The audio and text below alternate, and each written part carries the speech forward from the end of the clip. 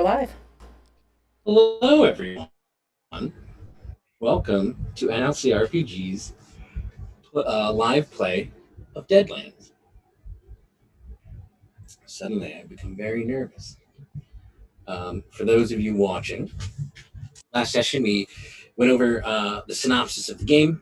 Since it's a one shot, I will read that again just so everyone's on the same page.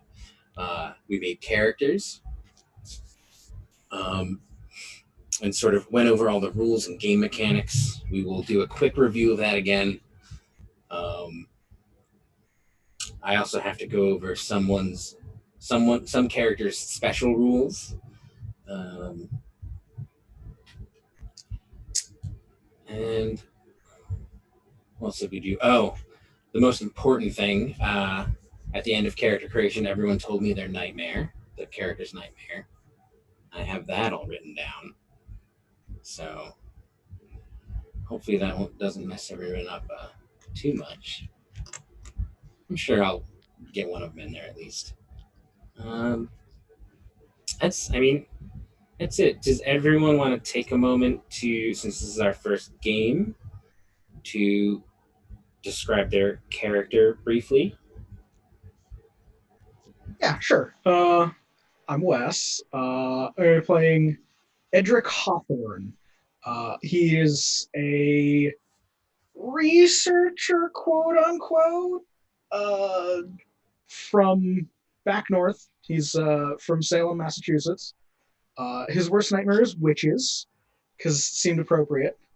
And yeah, he claims he's able to trace his lineage back to the witch trials.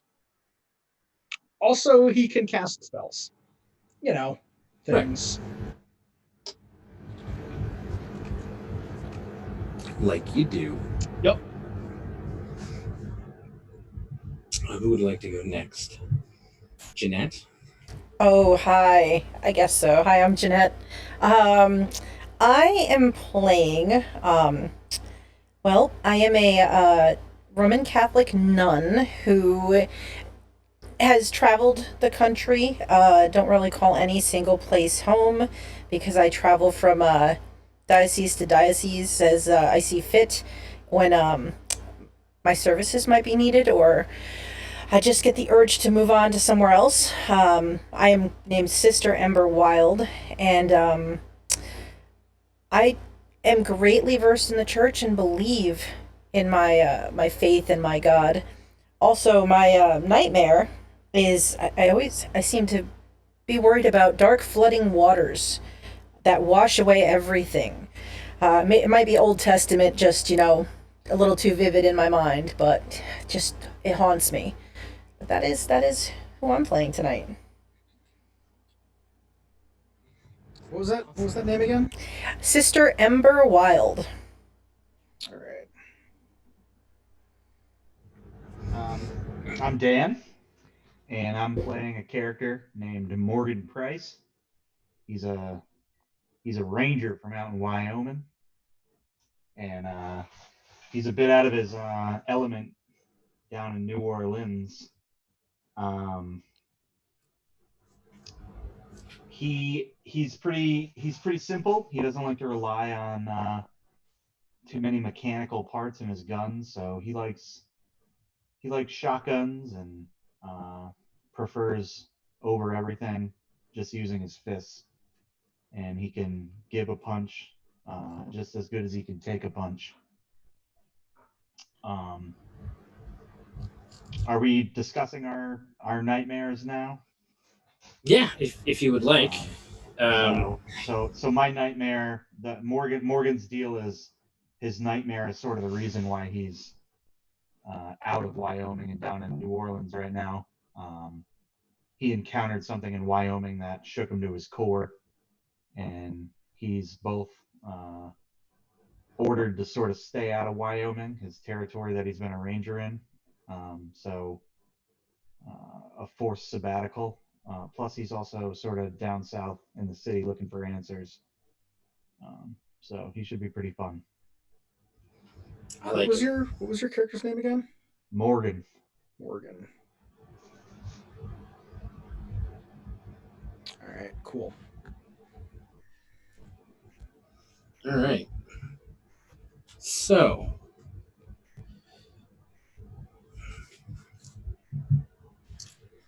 I'm going to pull up my character sheet now that we have done introductions. Before we get into any other narrative, I'm just going to really quickly go over all the mechanics again for you guys. So, whenever I ask you for a roll, um, or we decide on a roll, right? It's going to be one of your skills, and it's going to be the die on your skill. So, for example, if you have a D4 in athletics, you will grab a D4, and it will be a wild die, which is always a D6. Mine happens to be the OG 2016. Can I get this close enough? It's Oh, literally it's the green. same. It's the same color. Yeah. Well, you can't see it because it's green, but it How is. convenient. I know, right? How it's the worst. It is the original D6 from the first big Drinking and Dragons. Oh, nice, nice. Nice. I Yep. like it. So what you'll do, so say you're making an athletics test, you'll take both those dice, you'll roll them, and you want one of them, oh, this is perfect, to get a 4 or better. That's the target number. I might give you modifiers. Maybe you're jumping up a hill and there's mud because it's raining, and I'll say roll, but at a -2. So you'll do all the math after you roll, but as long as you hit a 4 or better, you have at least, at minimum, passed the test. So far, so good? Mm-hmm. So my question would be: so I rolled both, but I'm Yep. looking for just not the total of the two, but one of them's got a One. Yeah. Okay, Whichever one. excellent. If your die should roll its highest value, so for example, the 4 on the D4, which I chose green. I don't. Is this a different enough green? Is it disappearing? Yes. That's awesome. Little column A, little column B on that. Okay. You get to pick it up again and roll it again. So all your dice explode. There's the 4 again. And what that lets you do is claim raises. And a raise is intervals of 4. So base target number is 4. If you get an 8 or better, that is a raise. And a raise, basically, when necessary, right? They're not all necessary. Makes the thing you're doing cooler or better. Mostly for skill checks, raises are just narrative fluff. Certain spells get boosted when you have raises. When you raise on an attack, you get a free D6 on your damage pool. Damage is the only time you roll a bunch of dice and add them all together. So if you raise on any attack roll, you'll get a free D6 on the damage step. The only time we break the rule for the target number of 4 is on your character sheet. It's parry and toughness. Parry is the target number in close combat. So instead of a 4, it's whatever your opponent's parry is. And then in damage, when you hit the damage step, toughness becomes the target number for all those dice you're rolling and adding together. So for example, Dan, what is Morgan's toughness? Morgan's toughness is 9. 9. So yeah, Morgan can take a beating. I can take a licking. Just as an example, I was looking at this the other day. Let's see if I can find it real quick. I was sort of looking at the bestiary, as you are wont to do. And where are you, actual beasts? So just shy. Morgan is just 3 points shy of an earth elemental. Oh, Yeah, all right, which fair. Yeah. And as we like, earth elementals in this game and like every game, notoriously hard to fight and destroy. Just made of rock, doesn't afraid of anything. So just to give you that kind of scale, um, despite that, the game every character only has essentially 3 hit points if you look at the side of the sheet. Um, so the first time you're hit, you get a status.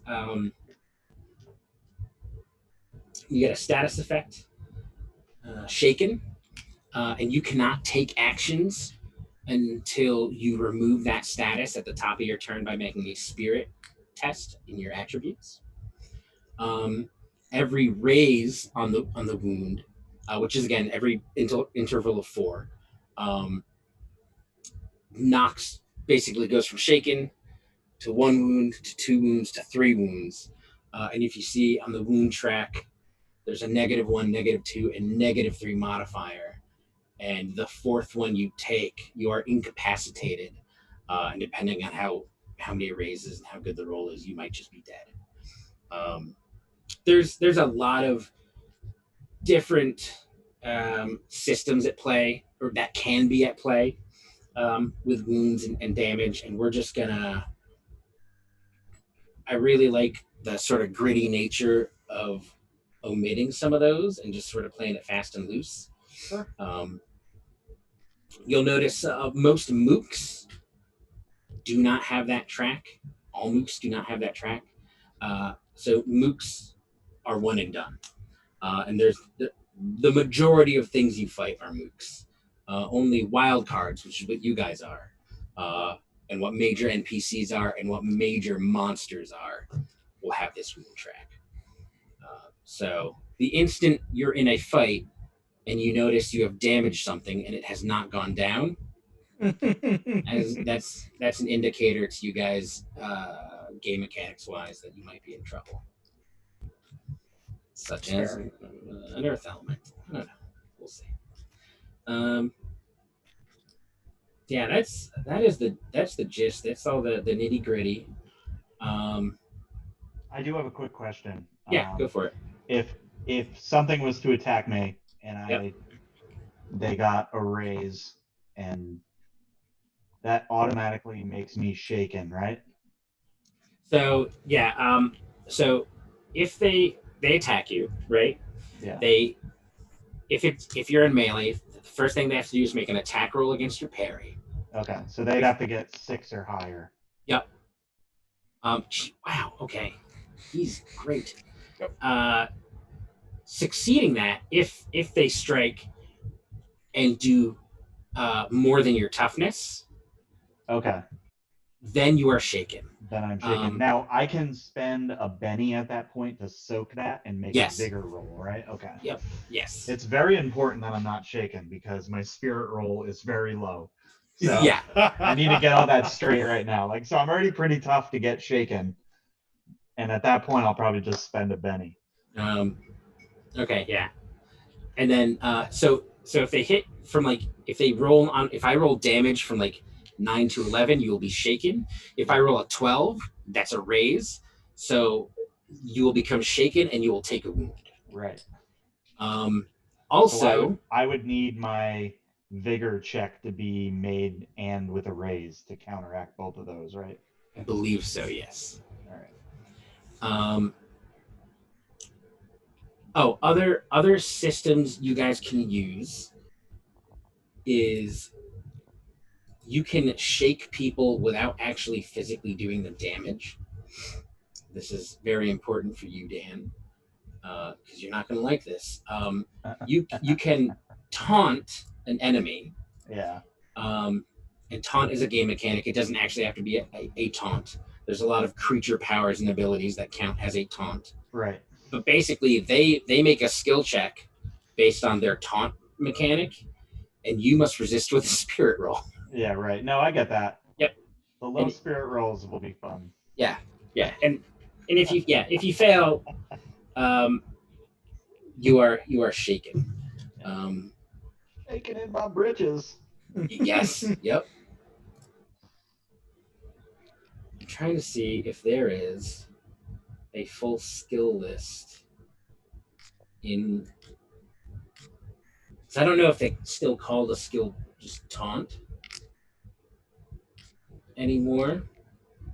It's the weird things that just come up. Characters. I should know skills. Also, can you guys just give me like a giant list of skills? No, they can't. They don't like me. There is a taunt skill. It's tied to smarts. Okay. All right. That's what I thought. All right. Yeah. So there's a skill. Did any of you take? I don't think we talked about taunt last time. I didn't Okay. take taunt. Who are you kidding? I did not. I kind of wish I had, because I kind of like the idea Yeah. of the sister taunting people. I mean, if so now, because fair is fair. If you would like to take a moment to review your skills and ask me about them, and maybe say, I don't need this, maybe I do want to try and taunt, go ahead and do that now. All in.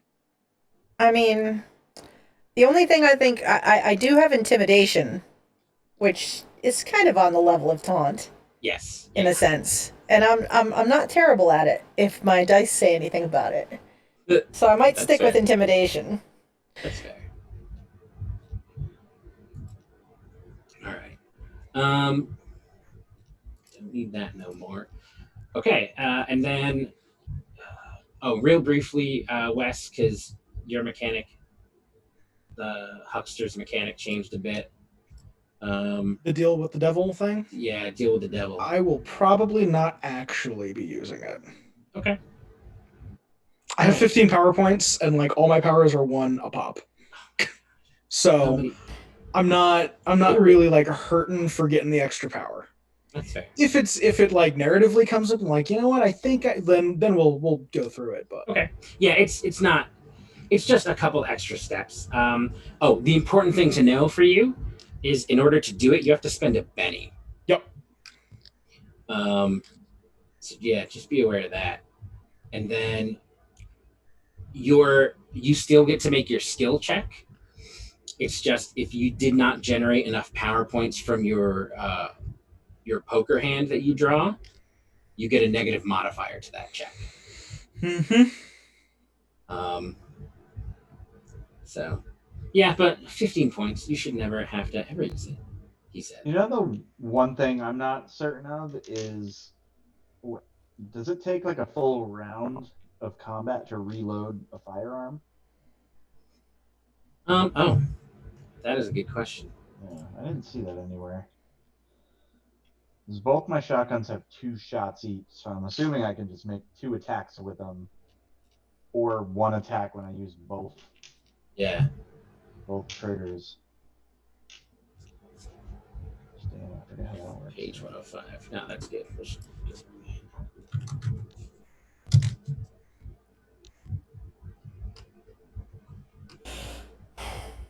Reloading.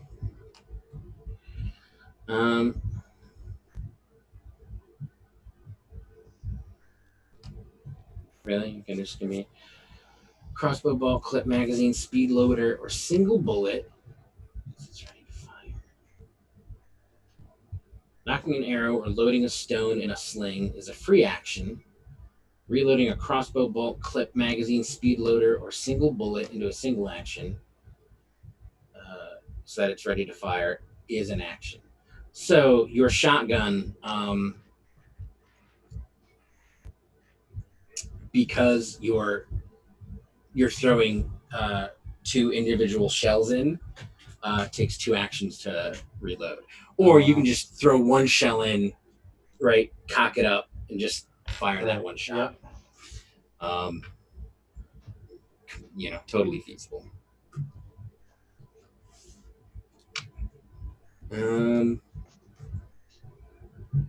Yeah, I think that's all we need for now for game mechanics. Fear checks are all about spirit. Yeah, I think, okay. So, before we go any further, Who wants to? So I have these decks. These decks are out of print. Ooh. Is there any green on them? No. I have, well, the other kind is. So I have this green guy, right? Mhm. This comes in a 2-point set, and Wes has seen me do this before. And I have this blue guy. I call it the ghoul, and then this is the white. I don't know what they actually are. Um, who, Wes? Who should choose the deck tonight? Jeanette or Dan? And you're choosing the deck. I Dan? am. Dan's Yep. choosing. All right, Dan. All right, the first one you showed us. This guy. Yeah, that's the one. All right.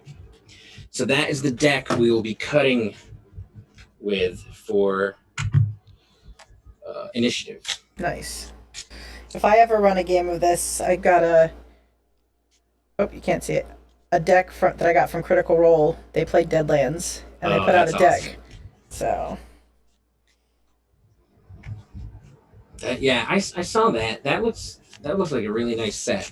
yeah, Was it limited print I or? don't know. It might still be available on their website. Ooh. Okay, so that's shuffled. All right, so I'm gonna go ahead and read the synopsis again because we haven't heard it enough, and I love hearing my voice. And then we will get to playing. Before we kind of start, any other questions, game mechanics wise, or anything else you guys want to add? I don't think so, not yet. No, probably figure out stuff as we go.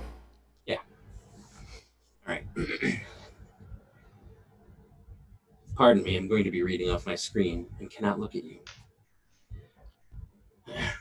La Paya Avenue is usually a lot busier this time of night. The bars and gambling parlors usually fill the street with chatter, while musicians busk for their nightly bread. It all churns together with the scent of street food and drunk camaraderie that makes Lafayette the talk of the town. But tonight, it's quiet and lonely. Tonight, there's only stragglers here and there, and that's when you hear it. A wolf's howl that cracks like thunder, makes your muscles tense all at once. This third night, a full moon has risen over New Orleans. Hopefully, it will also be its last. So, the three of you have been summoned to New Orleans at the behest of the Explorers Society, a guild of like-minded folk who have discovered evidence of supernatural and weird creatures, spirits, and other anomalies, and have made it their business to travel the Wild West and discover these things, and if need be, put them to rest for the safety of all common folk. So as night's falling on the city, you arrive at La Paya Avenue, which, as I just mentioned, was once a bustling gambling and drinking center. It is also the last scene of a grisly murder and abduction. The bar you are standing in front of is Caleb's, and it was described to you as a rather rowdy place. Um, a lot of folk who come through on the river usually like to stop by Caleb's. It's a really good place to make contacts. Is it on the river itself? No, Lafayette is probably one of the streets furthest from the river, but it is a larger street that connects two of the boroughs. So it's pretty wide. It's cobble. Not all the streets, are paved or stoned yet. Um, and it makes a very, very good throughfare all the way from the river up out into the wild places. of the swamp and marsh. Hmm. So La Payette, typically well traveled.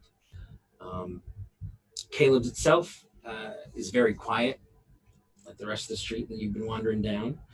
Um, and then you do hear as you approach this howl off in the distance, this sort of oh, and you see as you hear that, even at the distance, somewhere out deep in the dark forest, um, you see some of the windows and some of the buildings shake slightly, kind of, and you can hear the rattle. There are some other things kicking around Caleb's. Right next door, there is a grocer's, um, uh, as well as it looks like a feed store, sort of stuck in there. And then the rest of the place is various um, bars. There's a couple gambling halls in this sort of section, and empty stalls where people would normally be um, making room, cooking, hanging out. But like I said, very sparse tonight. The moon is full, very big, and yeah, and there's that sort of you hear that howl in the distance. There's that sort of dread, Hmm. sort of creeping along the ground. Are we coming into town, or like have we been in town for a while, for a little while? I'd say you'd probably been in town um, for the day. You probably got in this morning. Okay. Um, the local marshal Hicks had deputized several folk, and they had gone around the past couple days since the disappearance started, um, killing off coyotes whenever they could find them. Um, and as you sort of came through and probably chatted with him, or at least gotten the lowdown from one of the deputies, uh, since Hicks was sort of running around chasing coyotes. Um, you probably saw a couple coyote skins sort of hung up at the marshal's office.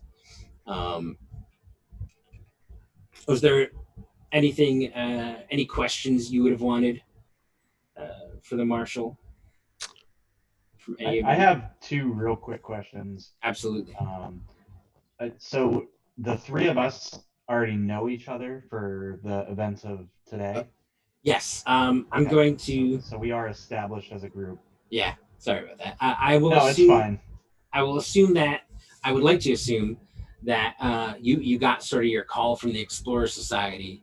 We're given each other's names, and we're maybe given a rally point to meet downriver. Um, and then So like met on the boat, on the Yeah. steamboat coming upriver or something like that. Yep. So maybe had a couple nights with each other to Okay. hang out and get to know one another. And the other setup question, I guess, is, I mean, all these details are screaming the Dan Burnett that it's werewolves and stuff. Is that something we know in character, or So if you I don't have, want to metagame that, you know? no, that's fine. Well, you're all fairly new to the Explorer Society. Okay. So if you have any occult knowledge, then D6 and occult. yeah, then that might be if one of your characters has occult knowledge, which Wes's character does, Edric, that would definitely be something to back up Edric's. So I don't. So No. okay, I got it. So a question for like the general setup here. Is it? You said that the streets are quiet. Is that because everyone's out having been deputized, like hunting coyotes, or No. is this like a notable like, oh, hey, no one's around, what's going on? They are. So you got the sense that there is no technical curfew. The marshal just pretty much told people to arm themselves and deal But with everyone's coyotes. pretty much just like, maybe don't go out after dark. Yeah. Gotcha. And there's also just been gruesome murder at Caleb's, right? Yeah. So How recent was that? that was the previous night. Okay, so yeah, no one in their right mind is going to be on this street. No. After tonight, anyway. Yeah. Okay. Well, besides all right. us. Yeah. Yeah. I said in their right mind. That's fair. And the marshal did mention, Hicks did mention that he wasn't certain that the murder was related to what he's literally calling the coyote attacks. He just thinks that the coyotes sort of got hungry and got brave or stupid and Maybe started, went rabid or something like that. yeah, because where you are now, you're sort of further out towards the woodland on Lafayette, right? Since it covers the whole length between its two boroughs. Sure. So it made sense to Hicks that maybe they were sort of coming in a little. Right. But yeah, you So don't. he doesn't think this murder has anything to do with the coyotes. That's just happening in the background. That's another situation here in Lafayette. Yeah, according to him. Okay. All right. Yep. Sorry, I got a little confused there. No. I'm on the right page now. Yeah. Sure. And it does look like Caleb's has been cleaned up. One of the windows has been boarded up. Gotcha. So like as we're kind of like walking down, the street basically, and we hear the totally a coyote howl off in the distance. I assume that we're kind of just like all in, the three of us are kind of like in this little like clump. I kind of turn to both of them like, Sister Wild, Morgan, you hear that? I'm not crazy, right? I'm just. You heard that, right? I heard it. Okay. Indeed. I've spent a lot of nights out in the prairie. That doesn't sound like no coyote to me. I kind of have like a pocket like notebook, and a pen maybe. I don't have like a good idea of like what writing utensils looks like around this time. You like, have are pencils a thing? Yeah, pencils are a thing. Okay, yeah. Like a charcoal pencil, yeah. I don't know. No. I hear you. So like, yeah, I've kind of got like a charcoal pencil and like a like one of those tiny little like flip notebooks. Yep. And I'm just like, I'm writing down some notes, just weird noises.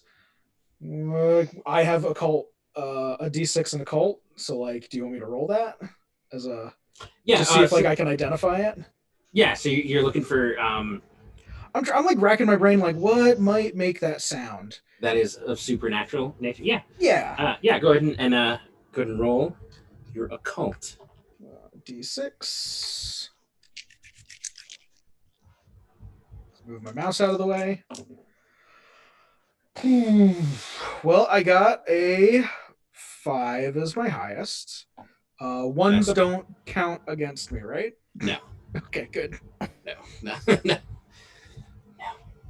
Okay, so that is a pass.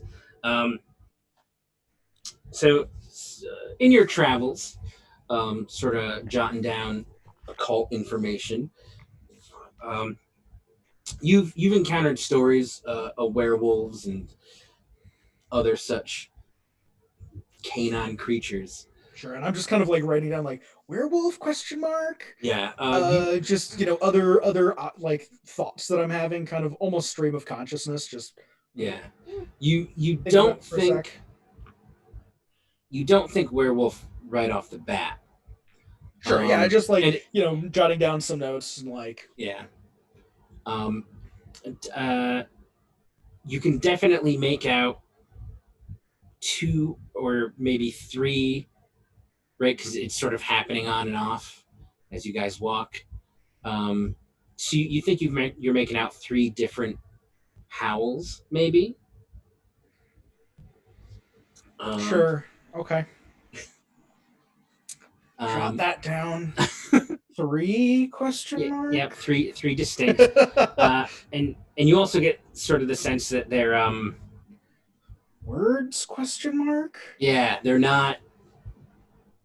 They're definitely not. What's the word?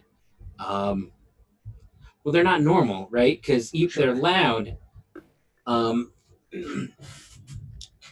so they are 100% supernatural. I will tell you that, right? You really can't tell much from a howl what you're Right. Kind of dealing just with. get that intuition of like, that doesn't seem. Yeah, That but doesn't you seem natural.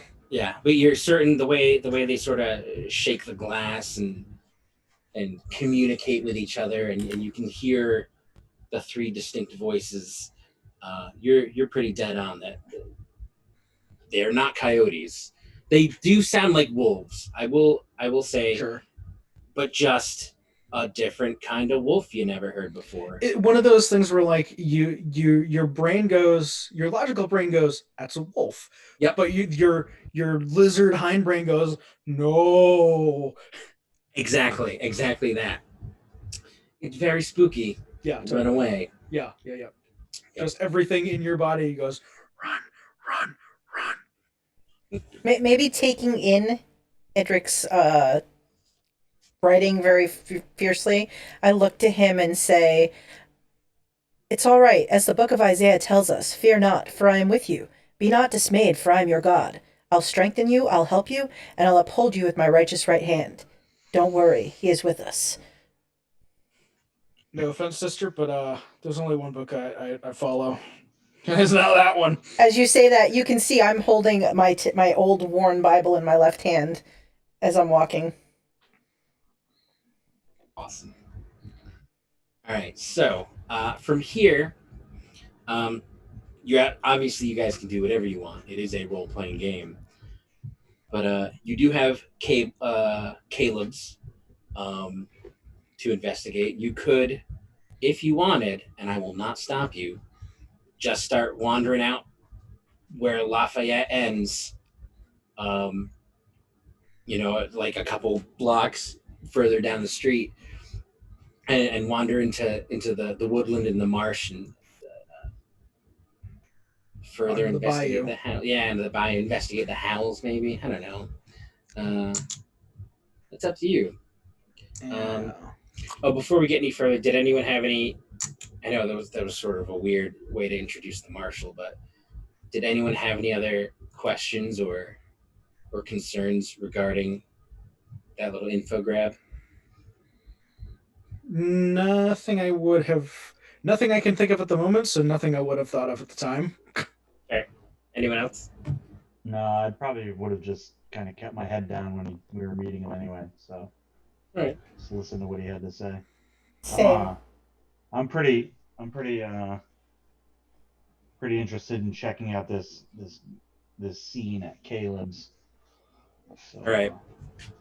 Yeah. well, I'm kind of like angling in that direction as well, maybe. Mm-hmm. Was it did it happen outside or was it like inside the bar itself? So, according to the stories, Hicks sort of relays the tale. Um, Caleb's eldest son, Sean, was closing up that night. Um, he had locked up, but had perhaps forgotten something. A witness says that Sean had made it about a couple steps out into the road, off the deck, the patio of the building. Um, and when he spun around, sort of did something with his hand, spun around and sort of went back. And the witness, who's an old drunk named Spencer Waskins,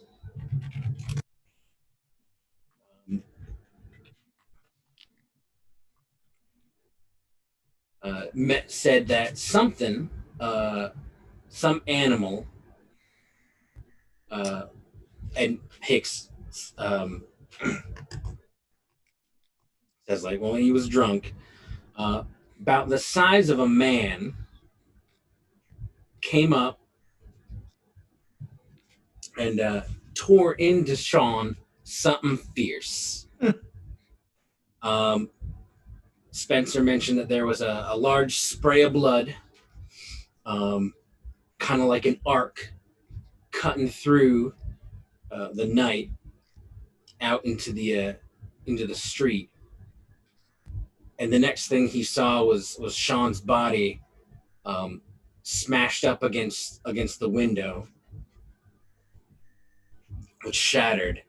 Um, and then the lantern fell over that Sean was holding, that he had set down to unlock the door. Um, and sort of everything sputtered out, and Spencer just fucking ran. Um, It's fair. Hicks did mention that Caleb and his boys were um, known to assist people now and then, um, going through going through the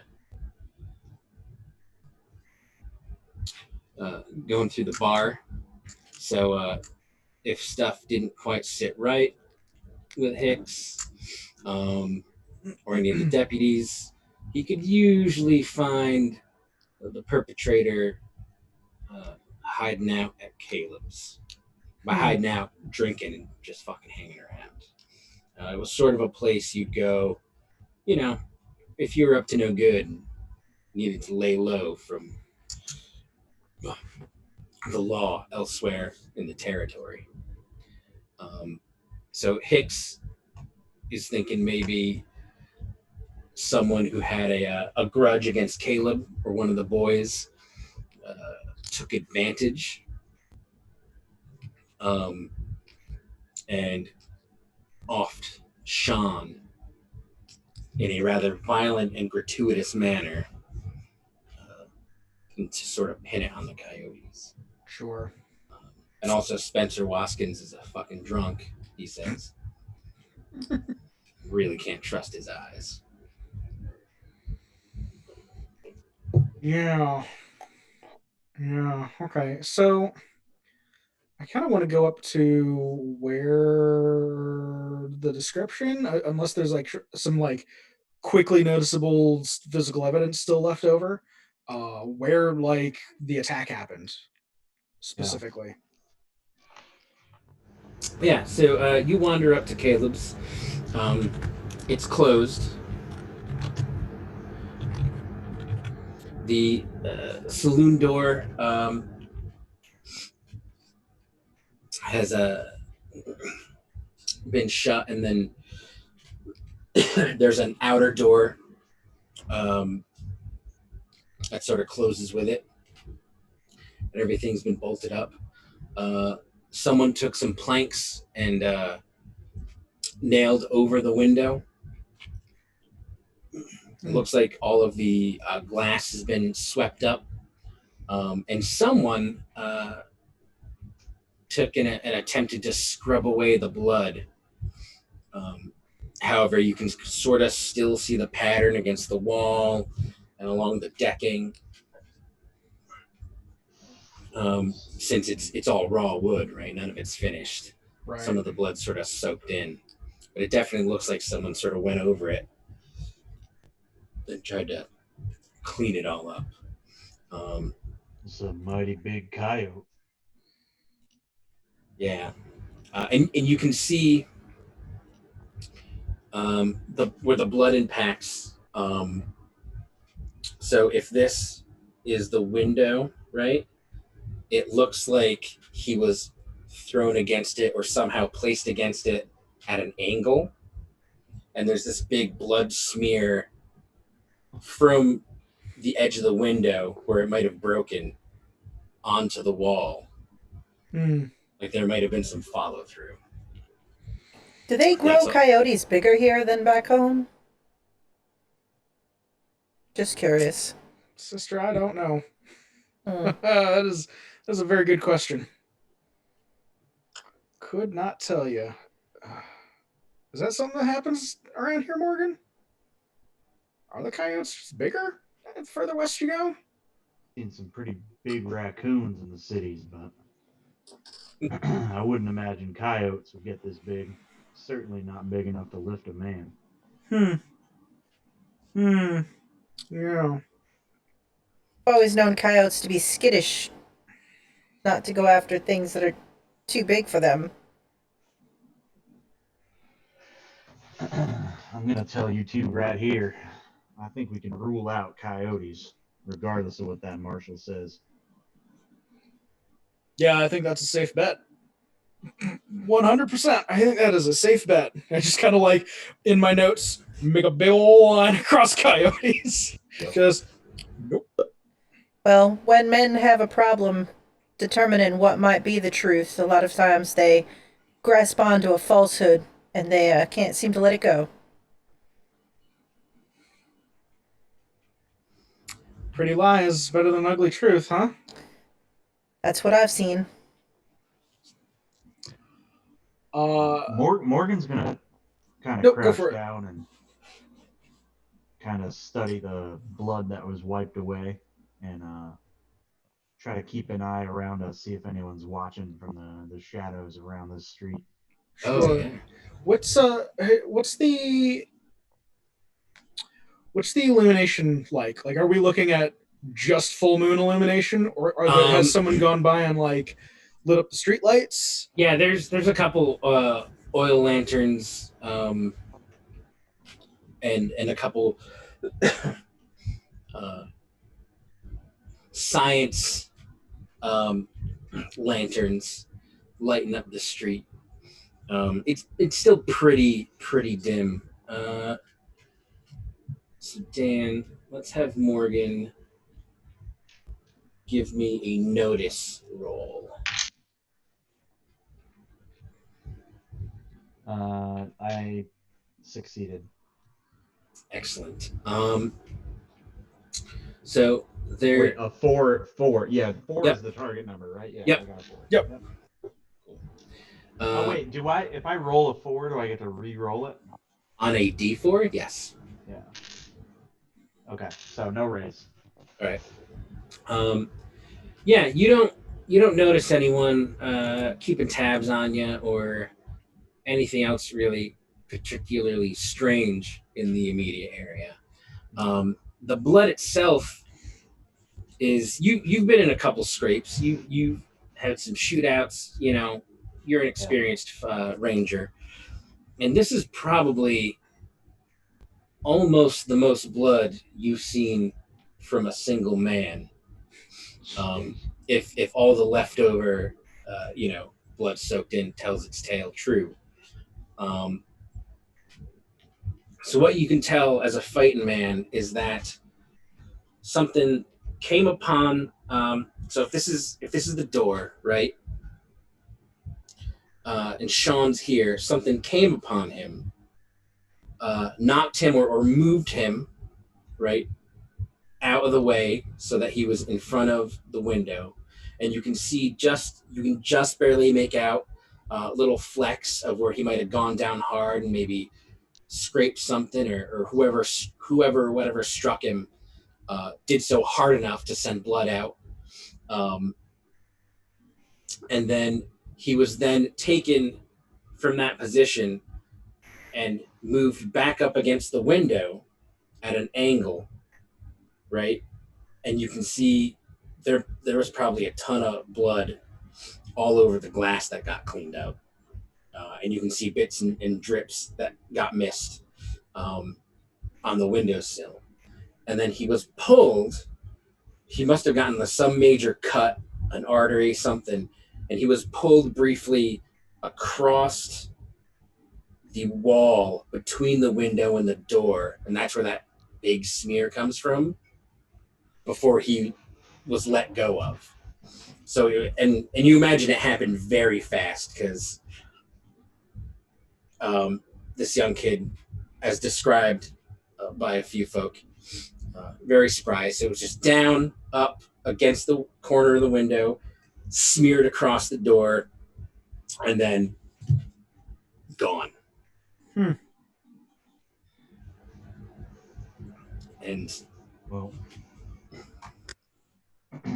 to tell you something else about this. This wasn't just some clean kill by a feral dog. This man was gruesomely pushed up against his building, insides ripped out. This murder looks like it had some sort of intent. I've never seen this much blood before. Hmm. Write down intent? Question mark. Yeah. Did Marshall Hicks tell us where we could find the owner of Caleb's? I imagine it's Mr. Caleb himself. Yeah. So a few blocks over, um, Downing Street, Caleb owns a house. Hicks got into this whole thing where Caleb and the family used to live upstairs. Excuse me. But then started renting it out and went and bought a lot and built a house a couple blocks over. Hicks did warn you guys that the family is in mourning, and they are not easily approachable, um, especially at this hour. Um, and they were off preparing services. Sure. I want to, and maybe I might need help from Morgan here. Uh, as you're kind of like looking at the whole scene there, I want to see if I can, because obviously if he got pushed and shoved, like the body's not here. Yep. Did they find a body? Nope. Okay. I want to see. Body. Right. I want to see if I can like start getting the trail of like, if he was bleeding that much, there's going to be a blood trail, maybe. Yep. Yes. And I'm gonna kind of like look down around on the ground, look around like that. I am, however, gonna make a little bit more light to see by. Uh, so powers, I have elemental manipulation. All right. Fire, I can conjure fire about the size of a torch. Just conjure it. That's awesome. Nobody's around because usually I'm not gonna just do this out in the open necessarily, but nobody's really around. I mean, people might be inside, but everybody seems to be like shut down and locked up for the night. So yeah. All right. I don't know whether or not I told the rest of you that I can do this, but here we go. Here we are. So that'd be. So it's going to be one PowerPoint. Yep. I don't remember if I need to roll anything for a cast. You do. I think I do. Yep. You should have a sorcery. What do they call it? My smarts and my spell casting. As they're looking at the scene, I'm just standing back and I mutter to myself, "Here is the sea, great and wide, which teems with creatures innumerable, living things both small and great." And I just shake my head, kind of taking it all in quietly. So I got a raise on a D8, which means it's an 8, which means I re-roll it. Yeah, you can. Oh, so just one raise. Not that I need that much light, but all right. I set the world on fire. Yeah. Just oh no. Game over. I want to say that like when I conjure it, it's kind of like I mean, not much more than like maybe what a particularly big lighter would be. Like one of those lighters used to like light a campfire or something. Yep. So like a little bit longer, but like it's just brighter than I expected. I'm like, oh, all right, well, okay. Awesome. Upon seeing this, I say, "For our God is a consuming fire." Glad you didn't hit me. I'm gonna like Embra. This is gonna be awesome. So I crouch down and go, and like the thing that I do is just like a snap, Yep. and it just kind of like lights up where my thumb would be. Like, Mhm. yeah, it's like, oh, all right, well, sure. It's kind of like I have to hold it like, you're holding an orb of fire or something. It's kind of, all right, check around, see if I can get the beginnings of a trail, like a blood trail. Yep. Um, Uh, so no roll required okay. because between Morgan taking on the investigation as right with the blood to begin with, and you providing extra light, the both of you come upon at the same time this very thin trail heading off basically right from where you guys came, but heading off down the decking, down the front porch of the saloon. So he didn't drag him off of the porch onto the street then? Nope. Or whatever didn't drag him off the porch onto the street. I'm sorry. Where did the blood lead? So if you have right the door here and the window here, and he got smashed up, the trail continues back up along the deck, along the porch, kind of back up the street, and then if you follow it, it turns around into the alley. Oh. Right, there's this small little cramped alley. Do we see any signs of drag marks or just the blood trail? Just the blood trail, and not even like a drag trail, like drips. And it's cobblestone here, so. Yeah, yep. So it comes off the deck, and then you sort of hit the corner of the building, and the porch ends. All right, and it's an open porch, kind of like early Western sidewalk style. And there's a couple more drips on the cobblestone, and then the alley just turns to dirt, and it's all sort of just gone, lost in the dirt. So it's drips, not drag marks, which means he left under his own power, roughly. Well, he either left under his own power, or he left being carried by something much more powerful. Whatever did this to him could certainly carry him. Agreed. Another Another argument against these coyotes, for sure. Unless, of course, they're big city coyotes. Yeah. Oh!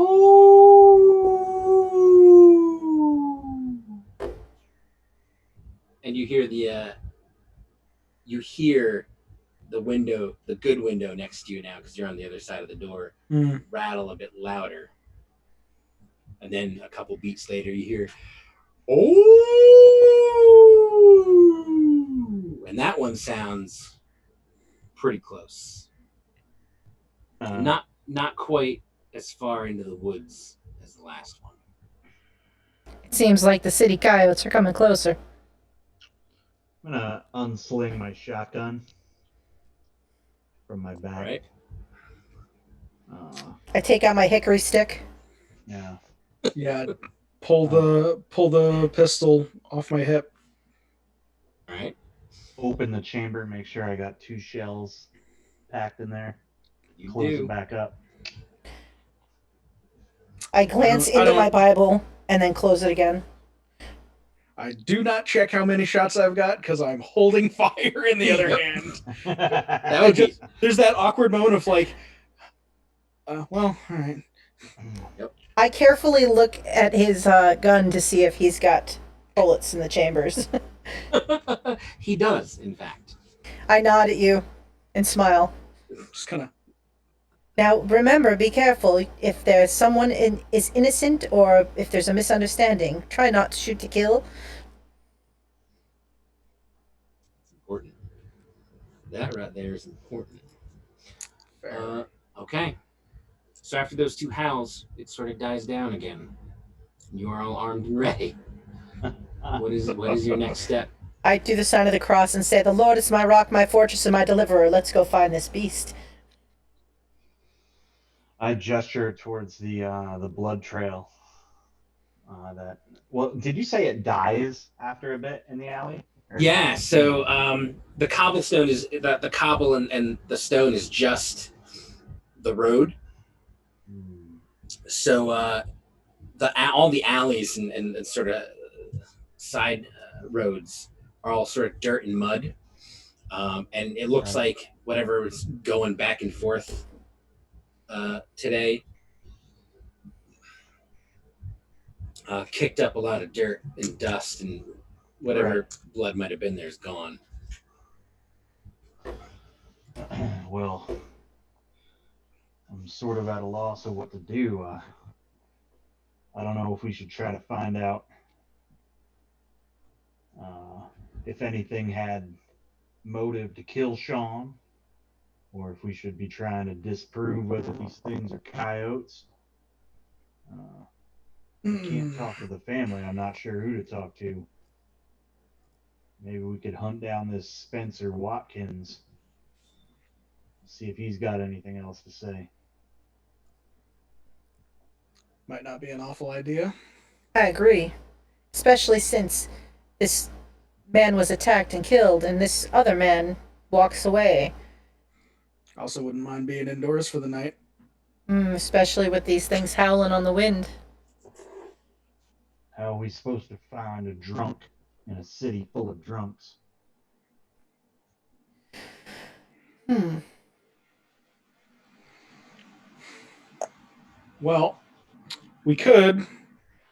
What was the name of the mayor? Whoever we talked Marshall to at the Hicks. inn, the marshal. Marshall Oh, Hicks. We could always go back and find the marshal. I mean, someone's got to be on duty. And they probably know the haunts that this one likes to travel to more frequently than not. You go back to the station. might have more information about Sean too. Hmm. If he's thinking that this is just some kind of savage coyote attack, like a random animal wandering into the city, No, see, uh, uh, so he acknowledges that the previous attacks might be coyote, but he is suspicious. Hicks is specifically suspicious of Caleb and sort of the ne'er do wells that inhabit his saloon. So Marshall Hicks, had said that he thinks that this was not related to the coyotes, and that okay, someone is using the coyotes to get vengeance, since Caleb sort of allows that sort of folk all right. to I'm frequent gonna, his establishment. I'm gonna. I know. Caleb's is all boarded up, but I'm gonna sort of press my hands against this one glass window, see if I can see what's going on inside Caleb's. Yeah, um, it is pretty dark. Um, for this, Wes, is Edric gonna hold the light up at all, or give him a Well, hand? I think holding the light up to the window would make it Yeah, worse, possibly. yeah. So I'm kind of like trying to put my body like to prevent that. Oh, yeah, that's fair. So I'm gonna Uh, actively like angle myself, like angle it and me, so that it's not like You know, screwing I, that I, I vision know up. it's dark in there. yeah. I'm looking for more obvious stuff like is there a light on in there? Is there a Okay. Yep. candle Yep. burning? Do I see any movement? Is someone watching us? Yeah. So after a couple moments of scanning the interior, um, you don't see any light or any human shapes, but you do take note that there is some sort of bottle of liquor, and a bunch of shot glasses sort of left out on the bar that you can kind of make out, um, that have not been put away.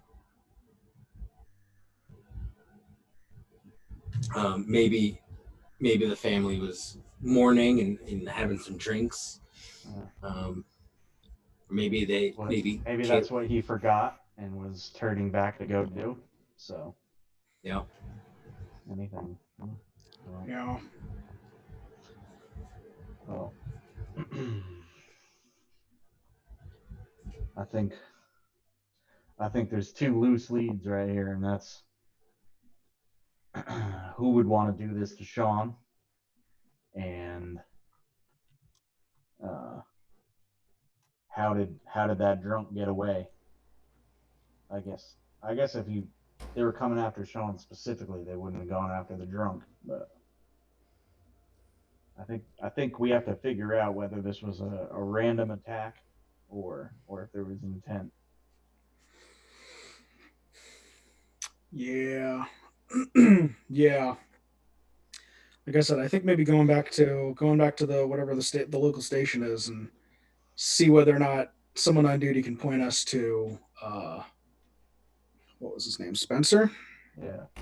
Yeah. See whether or not they can point us to Spencer. Or somewhere where he might be, either his house or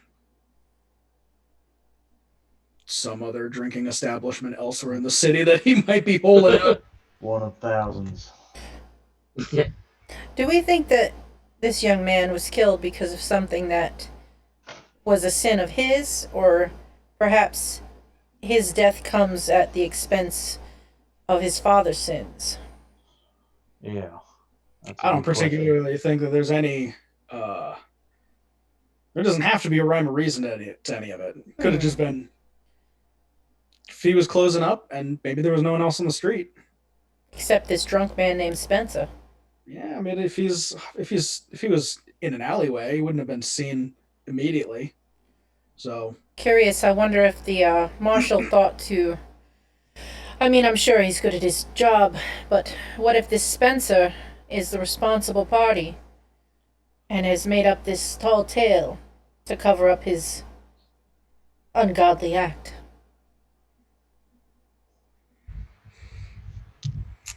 well, you'd be the expert in that then. Uh, as I kind of like get up and maybe stow my pistol back in the holster on my hip holster, and I say we head to the station. All right. I keep my hickory stick out. I So- extinguish the flame. Cool. So you wander through the streets. You know where um, the marshal's office is from having visited it earlier. Mhm. It takes maybe about 40 minutes of walking. Not all the streets are as quiet as Lafayette. There is a little bit of stuff going on here and there closer to the water where people might feel safer. Um, you get to the marshal's office, and excuse me. Sitting out front is one of his deputies, this younger boy with this long, shaggy, sandy hair, and he's sitting there, and he has a shotgun, right, clenched up, and he looks his posture is pretty tense. Um, he sort of sees the three of you coming up. And he said, "Look, what can I do for you? You need to see the marshal." Well, either that or whoever might be on duty, but you're looking a little worried there, son. I don't even know if he's much younger than my character is. My character's fairly young. Um, but do you need something to calm the nerves there? You wanna knuckles are all white. You might wanna let up your grip on that shotgun there. Have you said your prayers today, my son? Yes, yes, I have, ma'am. Good. The Lord bless and keep you then. Thank you, kindly. A little whiskey might not help either. No, no more whiskey for me. No, okay. Had enough. He sort of silent for a moment. And then, right. Everyone comes here to see the marshal. Duh. It's his office. Oh, yeah. He ain't here right now. There was a scuffle about, I don't know, 10, 20 minutes ago. Um, over at Roger Birkin's place. And he went to saddled up and went to go check it out. Hmm. Well, first off, you might be able. You know what? You might be able to help us here with this with a question we've got. Um, we're here doing some special investigating for about the thing that happened over by Caleb's place. We had been told that the incident was seen by a Spencer. Looking at the notes, I don't remember his last name, or if we told us. Oskin. Spencer Waskins. Yeah, that's it. Um, we'd been told that he'd seen what happened, or got enough of. He's a drunkard, but got enough of it to relay it to the marshal here. We were wondering if y'all might know. I mean, if he's a drunkard, he might be in and out. You might know where he lives. Um, or you could port us towards where the marshal went, and we can get the information from him. Uh, Spencer. Yeah, I know Spencer. Uh, he usually rests up down at Tammy's place by the river. It's a boarding house. Pretty easy to see. It's the only big blue building on the street. Uh, he sort of gives you directions. Sure. Um, uh, if he's sleeping off his drink, he's doing it there. All right. Well, you have a good night. Maybe I don't know if you got something to calm those nerves, but I don't know if being this nervous with a shotgun in your lap is going to do much good. Oh, well, you know what? All these coyotes going crazy. It's kind of unnerving. If we're all set here, just let me know because I'm gonna say something as we turn to leave. I yeah. Yep. He's done. Anyone else? I don't know if anybody else had something they wanted to ask him. No, No, all right. I'm hanging So back. yeah, so as we turn to leave, I'm like, not 100% sure those are coyotes. I kind of like I say it as if I'm saying it to these two. Yep. But definitely pitch my voice loud enough so that he can hear it. Okay. Yeah. See, you hear him catch his breath for a moment after you say that, and you can hear the click of the shotgun, the second barrel. um, so interesting. You head on over to Tammy's, which it's just this big old blue building, a little worse for wear, and it just says boarding house on the side. And there's lights on. You can hear some chatter. Glancing through the windows as you walk up, you see a couple folk playing cards, sipping on bottles of whiskey and such. Doors are open,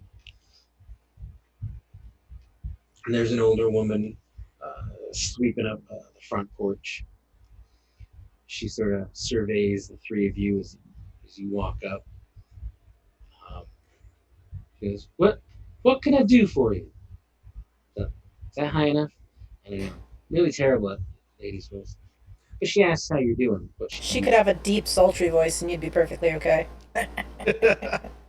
Roger that. So yeah, speaks up first. Yeah. I kind of I make way. Tammy, I presume. That's me. Okay. We were sent over this way from a young man who's keeping watch outside the station. told us that we could find a checks notes. Spencer Spence- Waskins. Spencer Waskins. Yeah, Mr. Waskins. Oh, my handwriting's bad. Yeah. Oh, which is that? Yeah. He's upstairs sleeping it off. See, well, slipping it off. I was going to say, is he lucid? But that's going to be up in the air. Do you have any hot coffee? Absolutely. Perhaps we can bring him a cup of coffee.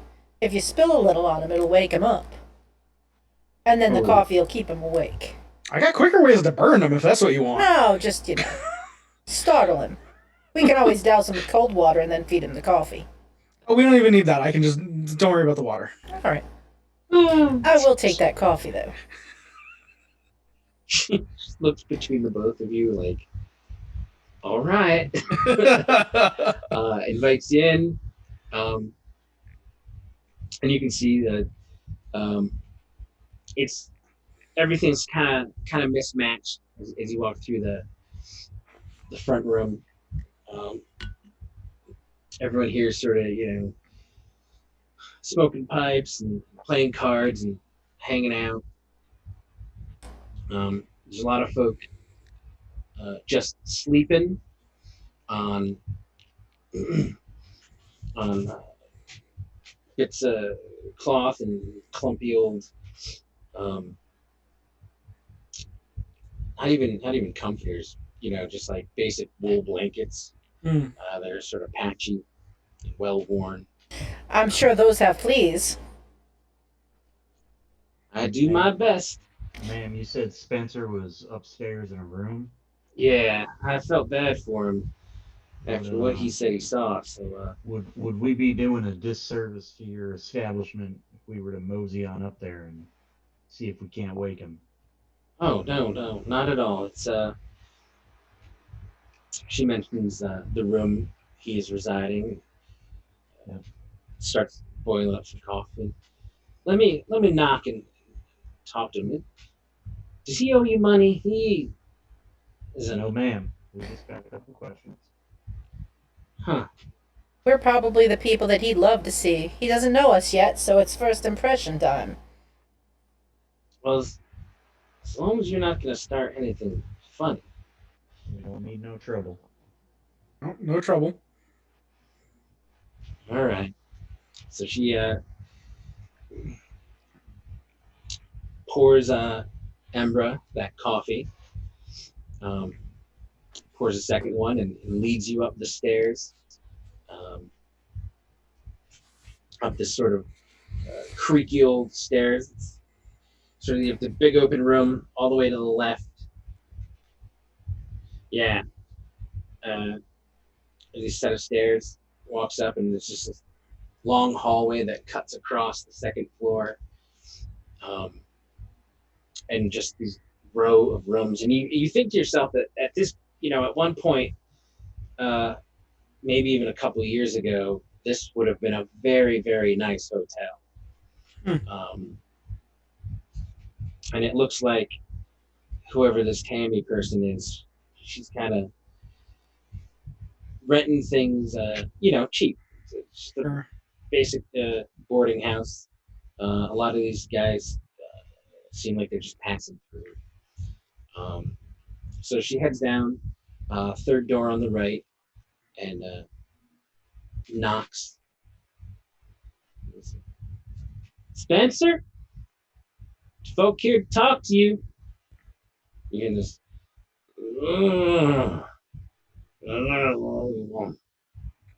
Spencer, I brought you coffee. I don't got no pennies. Spencer, it's on the house. Open the damn door. I'll be honest, I like him already. So the door opens. She takes that opportunity to force herself in with the coffee, sort of puts it into his hands, These nice folk just want to talk to you for a moment. I try to be the one sort of in view first. In my nice little nun's habit, my little brown outfit. Okay. Yep. I'm a Um, little smaller, a little less intimidating it's fair. for Uh, now. yeah. Um, Tammy says, "Do not rough this poor man up. He is a terrible gambler, but he means well. Spencer, you holler if you need anything." And she turns and sort of walks away. Um, and you sort of As she's passing by us, yeah. I say, well, the coffee doesn't need to be on the house. How much do you want? Oh, it's just 2 cents. Oh, I'll take care of it. I got you. Pull out a couple cents and hand it to her. Thank you very much. I go a little over. Okay. I've got $42 to fucking blow. Yeah, right.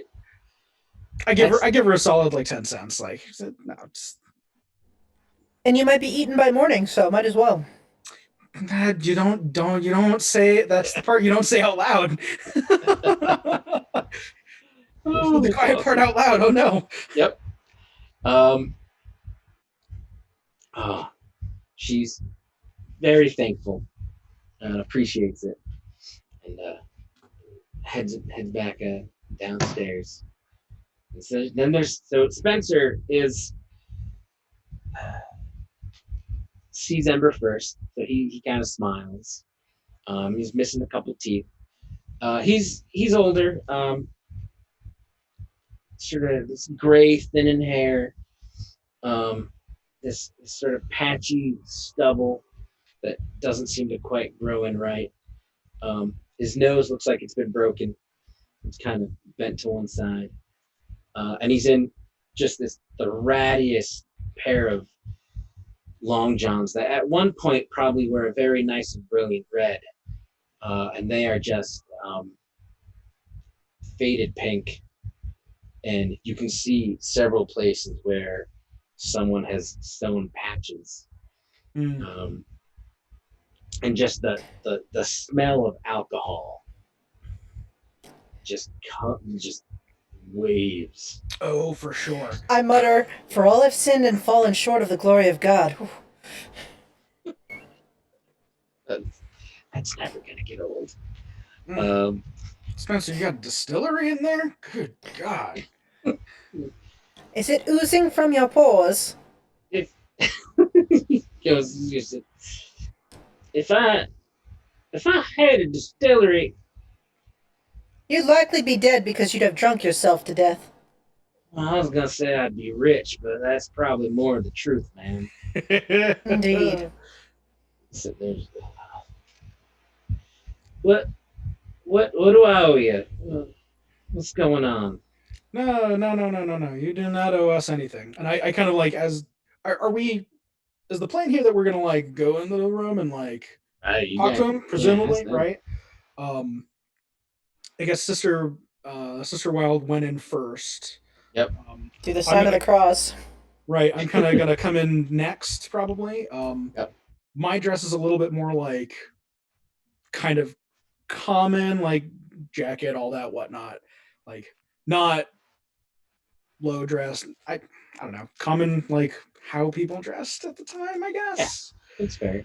Yeah, Well, nothing too terribly showy, but like definitely not you know patched up. It's decent clothes. Yeah. I'm gonna come in next and kind of like just stuff like make sure that the flask is like well, let's just tuck the flask into the yeah. jacket a little bit more. Come in and survey the room. Is there a place to is there places for the three of us to sit plus him? So there is a bed, which doesn't look great. Sure. Yeah, and then there's a small little chair with a ratty little desk. That's about it. Okay. Yeah, so as we go in, I'll go up just kind of is there like I'll go in and I'll lean against the windowsill a little bit. Yep. Right. So like kind of, you lean against the sill and don't put your full weight on the back of it. Just kind of use it as a thing to lean against a little. Yep. Cross my arms and say, "Well, Spencer, we're thankfully for you. You don't owe us not well. I used to do. You don't owe us money. If that's what you're worried about. As presumably at this point, I don't know what Dan's plan is for his entrance. If he's planning on entering in. Yeah, Yeah. I not only do I enter in, but I look both ways down the hallway as I Okay. come in the room. Yep. And then I close the door behind me and lean upon the door with my back. Yeah, I made sure to emphasize the point of you don't owe us money as That's right Morgan when I enters. shut the door. Yes, Yeah. exactly. Awesome. And I sit in the chair very properly at that moment. Awesome. Dan, real quick, let's have Morgan give us a notice check.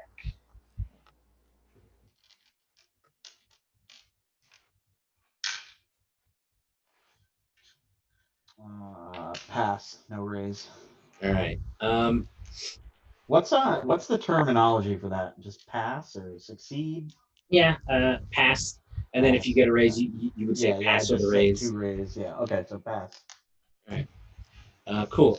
You do notice, very briefly, a nosy neighbor down the hall. Yeah. Further down the hall, sort of peeking their head out briefly. Mm-hmm. That's a dark-haired young man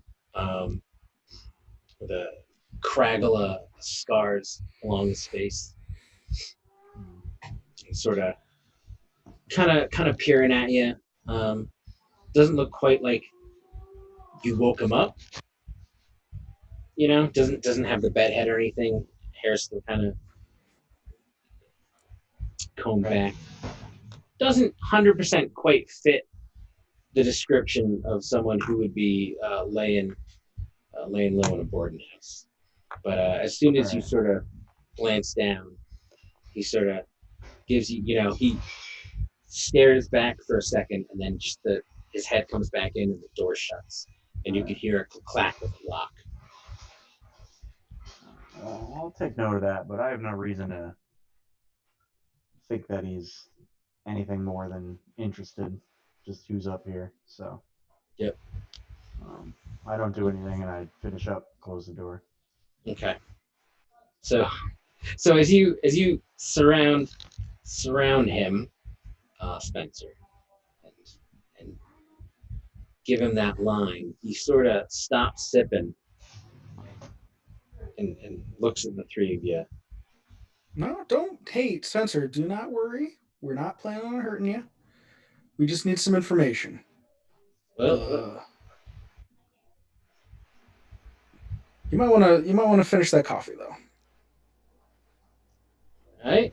So he sits on the bed, still a little worried. Sure. Just, takes a good swig. I sip my coffee. Right. It's a bit bitter. Oh yeah, it's a little. And then sort of sets the coffee down on the floor. Okay, what do y'all need? So we are in town. We're doing some special investigating for the constable's office or for the marshal's office. The marshal told us that you saw what happened outside of Caleb's the night before. I did. Yep. So you should maybe finish up that coffee. Keep that for a little bit more, Yep. little bit of the sobering kind of liquid courage. He grabs it up and he just starts going for it. Sure. So hate to have you bring up some awful memories because I cannot imagine that what you saw was good. But we are investigating it, and what the marshal told us, you told him, uh, makes us believe that something weird happened last night. So we figured best place to go for that information was to go straight to the horse's mouth. That's you. Well, I'll tell you exactly what I told the marshal. Some fierce big dog, just sort of showed up. Sean looked like he forgot something. He sort of, I think snapped his finger. And I was sitting there with my whiskey across the street. So, where were you across the street? Were you hanging out in an alley? Were you sleeping off a night of drinking? Oh, no, well, my night was just about to start. I had lost a couple of hands. Pretty much that whiskey is the only thing I had left. So, I wandered down there. I might have been, I might have been by the stall where they sell the bacon, the good bacon. Fuck, what was his name? Henry something. You'll know it tomorrow when you smell it. Sure. Good bacon. Oh, for sure. Yeah, totally. So you're sitting across the street, and Big Dog came up. Came up to what was the victim's name? Out of character. Sean. John. Sean. Came Sean. Sean. Right. Sean came up to Sean, and how tall would you think that dog is? Like, Oh, I mean, I've seen some big dogs. They come up to your shoulders. Some big dogs come up to your shoulders. Some real well fed wolves will come up to your shoulders. If you go out, if the pictures are right, you go out to over there to Russia, and they got those big dogs. We talking something like that, or hip? oh no, this boy is definitely about Sean's height. I'd say for Okay, sure. okay. I've got the notepad out, like writing down, like, all right. And how tall is Sean? I motioned between Morgan and Edric. About close to one of their heights. Uh, he sort of points at Edric. Yeah, Edric's maybe a little bit shorter than everyone else. Oh, I don't think he's shorter than Ember. All right, that's fair. I stand about 5 foot tall. Oh, all right, then I'm taller than you. Mm. Small but mighty. I think Edric's probably like 5'6", 5'8", somewhere in there. You are a giant compared to me. Yep. Yeah, that's about right. All right, so I kind of do that like about my height, a little taller, a little shorter. Uh, Maybe about the same. Okay, write that down. Now, Oh, if you want to get super precise, uh, because back then they might have used hands well, yeah, for horses. sure. That would be 5 point. Maybe like maybe 17 hands. Just saying, keep that in the back of your brain because it's cool. Sure. Okay, so again, you said it was a big dog. Now, dogs usually, they'll rear up. They get, if they're glad to see you. They're excited. How is this dog moving? We talking? Was it walking around on the hind legs? I kind of try and crack a smile like that's an absurd thing to say. Yep. But I'm actually like, I need that information. That's Yeah. important. No, it was on all fours. It was just faster than hell itself. Okay. All right. And you saw. So we've already been to the spot. We took a look at you know out the front of Caleb's. Saw the blood spatter, all that. Looks like they tried to clean up the windows. Didn't work super well. Um, how did you leave before it left? Did you or did you see it leave? Uh, no, it grabbed him up and in its jaws and just sort of threw him or tossed him against the window. And boy, that's when I ran.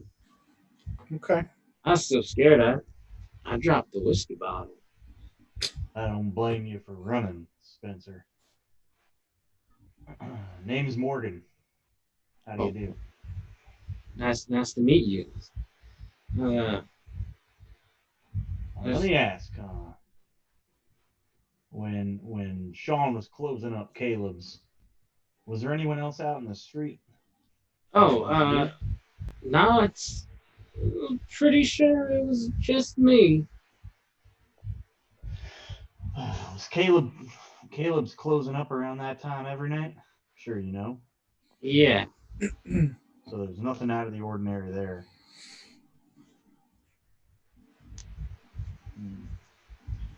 Hey, listen. Can you tell me about Caleb's a little bit? Oh, I mean, What yeah. kind of establishment is it? Well, it's not the greatest place. A lot of people think they water down drinks, but if you need something, and you really can't let the marshal know, they say Caleb's the man to talk to. Marshal goes and checks in regularly, but I hear tell he hasn't found anything on Caleb or his family yet. And I really don't, put my nose in things. I don't know any specifics, but if the rumors are true, well, there's all sorts of illicit goods come and going from Caleb's. Oh, I see. So it's more than just a watering hole. Yeah, well, if the rumors are true. Folks got to make a living somehow, I suppose. I don't suppose you know anything that they were dealing in recently. I'm not implying that you're trying to get your hands on any illicit goods, but I'm sure a man like yourself heard some rumors, something more specific. No, he sits there thinking, and he started looking at the three of you, and he goes, "Well, I'm here tonight out of the kindness of Tammy's heart on account of what I saw. I don't know how long she's gonna keep up with me. I don't suppose you could afford a couple more nights. Maybe a couple dollars for a bottle, too." I kind of look to the two of you. Kind Uh, of give you I'm a gonna look. I'm gonna kind of give you the look like I got this. Okay. I'm gonna open my coat, Yep. my duster, to grab my wallet, and as I open it to grab my wallet out of the inner coat, I want to make sure that my marshal badge uh, catches the light. Yep. So Spencer knows what he's dealing with. Not local law, but a marshal. Yeah. I'm gonna pull out. I'm gonna count out $3. and throw it down on the table.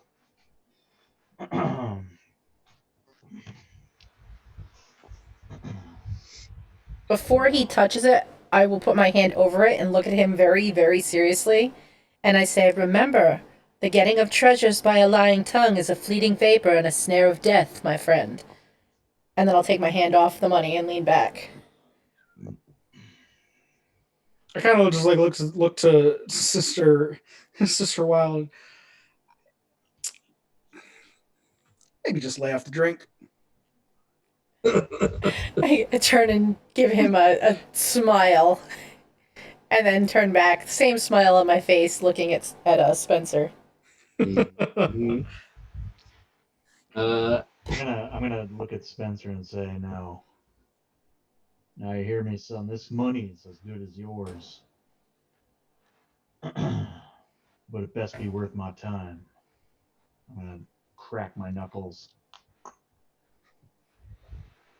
He looks down at the money and sort of looks at all you and goes,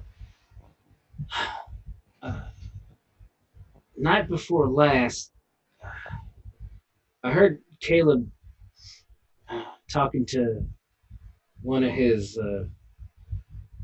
barbacks, Josiah. They mentioned Ghost Rock.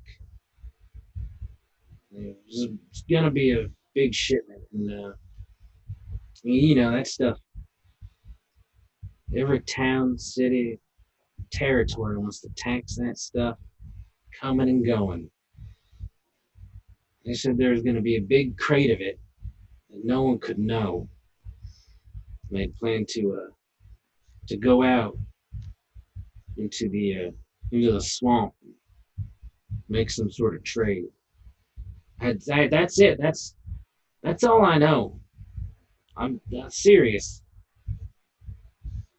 He sort of timidly reaches for the $3. I'm gonna put my finger down on top of the $3. Yep. And say, not quite yet, son. This big shipment of Ghost Rock. Where in town would you keep something like that if you don't want anyone to find it? Oh. He sits there racking his brain for a moment. I guess stuff is awful weird. I hear tell it glows something fierce, so you probably want to keep it someplace dark and hidden. Maybe,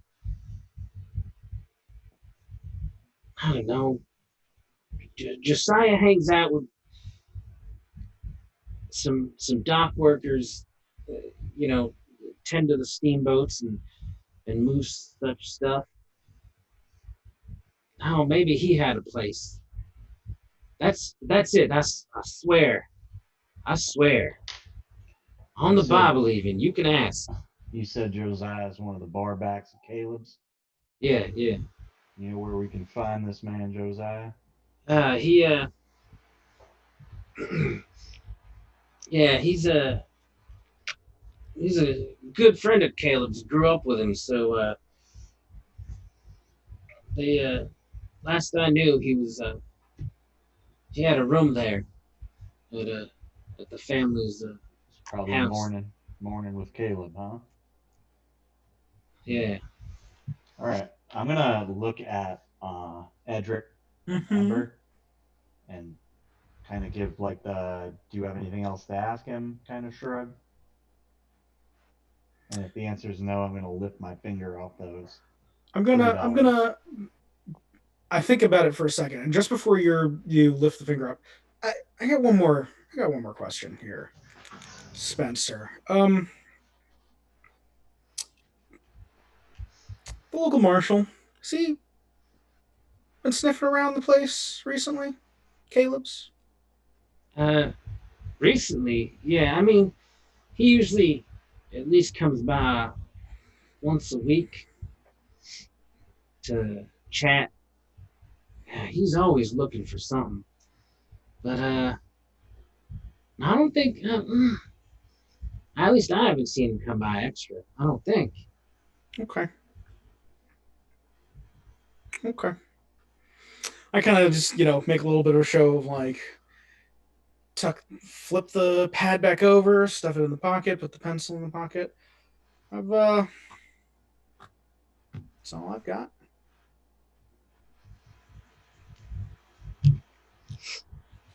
Cross All my right. arms, lean back a little bit. Yeah. Well, Embra, have anything? I'm still smiling, looking at him, head cocked a little to the side, just watching. Do I get any impression that, like, what is my impression on him? Do I think he's telling us or being truthful as much as he knows? Good question. Um, give me. I don't. You don't have any specific skill in mind, do you? Shoot, I mean, really be would ahead. smart supply You or. could. You could just make a straight smarts check. All right, so I get to roll my smarts die and a d6, right? Yep. Yep. All right. You want at least one of them to come up as a 4. All right, here we go. Ooh, double sixes. Wait, the 6 explodes. I'm gonna roll that again. Yeah. And that's an additional 1, but I succeed. All right. So you feel like, for the most part, he's on the up and up about what you've asked. You do consider, though, that there might be something there that has been not given up, right? Hmm. That maybe you haven't asked yet. I stand up from the chair and then casually move it so that it's sitting pretty much directly in front of him. Yep. And then sit down with my coffee cup and look at him and say, Spencer, I feel like your soul is still burdened with some truth that you might want to share with us to set yourself free. God is spirit, and those who worship him must worship in spirit and truth, Spencer. Is there something else that's troubling your soul? He sort of looks away from you in shame. And you can see, right, his whole brain trying to process the entire scenario of what he has gotten himself into. And he looks at the $3 and the badge and all this stuff. And he's like, oh, well, I didn't think much of it until you mentioned it now. But maybe a couple days ago, before all this started, there's a gentleman came by. And I mean, you know by now, I frequent Caleb's. They take care of me. And he's asking some questions. He's a older fella. I don't know, looked like the type to be a banker. Nice suit.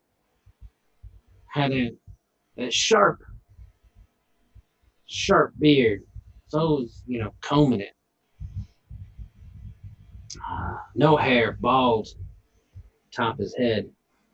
And tan like maybe he worked the field. It was, kind of disjointed, a little out of place. Most folk come from money wearing suits like that. You usually don't see him with a farmer's tan, or the wrinkles and such. And he had all that. He came from dirt. I'll tell you that. But spoke well, and he was asking after Caleb. And I figured nothing of it. Stuff comes in and out of there all the time. Maybe someone just got curious.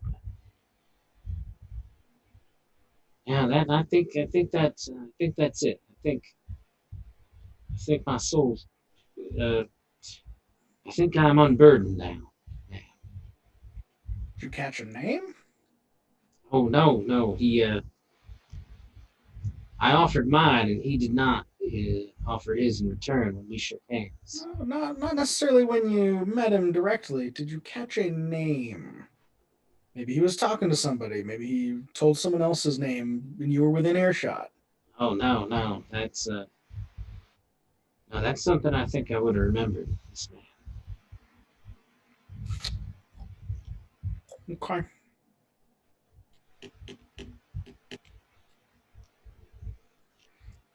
Okay. And I kind of like do that, you know, shift of weight to stop leaning against the sill. Yep. I think I'm all set here. Dan, is Morgan going to let him keep the $3? Oh yeah, yeah, for Alright. sure. Yeah, he scoops that up and sort of folds it away. Down the long johns it goes. You have no idea where. I take out one more dollar and I slide it across the table toward him and say, "Be strong and courageous. Do not be terrified. Do not be discouraged, for the Lord your God will be with you wherever you go." And I do the sign of the cross. And then I stand up. Awesome. All right. And with that, do you take your leave of him? Are you all bailing out? Mm. Yeah. Yeah. I look for Tammy when I do go out. Yeah. Yeah. As you're leaving, she um she's sitting there sewing some patches onto some clothes. I She's, say, "Sister, ma'am. I believe we're finished speaking with Spencer. Um, just, if anyone else asks after him, the man may need a little bit of peace and quiet. Also, if you see a stranger balding on top, no hair, sharp beard, tan skin, searching him out, maybe point him in a different direction. He's no Oh. good for Spencer." I'll I'll do that. Thank you. Thank you very much. If you do see this man come by, maybe come get the marshal after you've pointed him in a different direction. Oh, Try and make sure that word gets back to us. We're working with the marshal, so yeah, I can do that. I guess Spencer owes him a lot of money, huh? we're not really sure what the connection is there, but we'd prefer less. We prefer less intrusion into the investigation. I try and make that sound as official as I can. Yep. Yep. Fair. Also, ma'am, how much does one of your rooms go for a night? Oh, those private rooms are Oh, 50 cents. 50 cents. I give her $3. This is to keep Spencer up for at least the next 4 nights, and the other dollar is for your troubles. Oh, wow. Well, thank you very much. I'm sure he appreciates it after what he's been through. Take care. Yeah, yeah. Thank you. And she just looks at like this money that like she'd probably never seen all at once. Sure. Uh, pockets it away. So as we kind of exit out to the street, what's our feeling here? I I was trying to see if whether or not maybe the marshal might have some other motives. Uh, I don't. These dogs, they're not natural. Definitely not natural. Um, Yeah. I wonder if my initial thought was maybe the marshal's got something nefarious going on. Um, you know, but Hmm. maybe not. I don't know. Sounded from what Spencer said that perhaps there's some shady dealings going on behind the scenes, and maybe this young man got in too far over his head, or his father did, and the young man paid the price. Can we go over what Spencer said at the end there again? Yeah, so there was a guy, well dressed, bald, pointy beard, um, Tan. tan. Mm-hmm. So he looked like We a spent a lot banker, of but time he out. had a tan. Yeah. Right. Um, my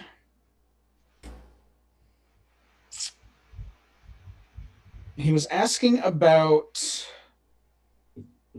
Caleb because Mm. there's some smuggling going on. Let's just cut to the chase there. Oh, they are sinning, apparently. um, bringing Ghost Rock in. I wonder if this this banker uh, is asking after the shipments, or trying to get to Caleb to work out a deal for his own purposes or whatever. Mm.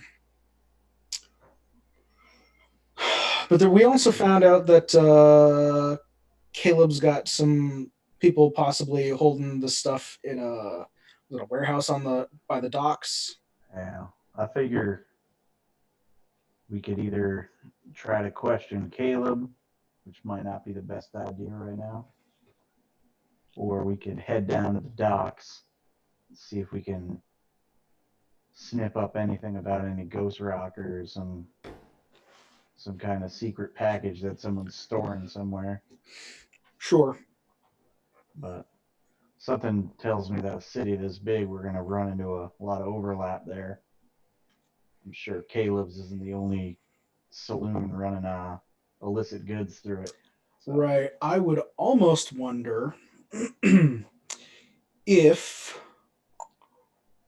they might have some of it on premises, Oh, perhaps they do. sitting in the basement, in the wine cellar, whatever they've got down there. in Caleb's, Yeah. If you're going to make a deal, you want to keep some of it on hand so you can show you got goods. maybe all of it. Yes, if they have nowhere else to store it. I think it's certainly worth checking out. Yeah. For sure. Should we ask his permission or beg his forgiveness for entering his establishment? Oh, I'm not asking for permission. I was just double checking. Lord, please forgive us for our sins. Oh, you don't have to break in. I'll break in. You just have to walk in. Indeed. I'm just looking after your immortal soul. Well, that's already been given up, but that's fine. I I'm appreciate sorry, it. what? What?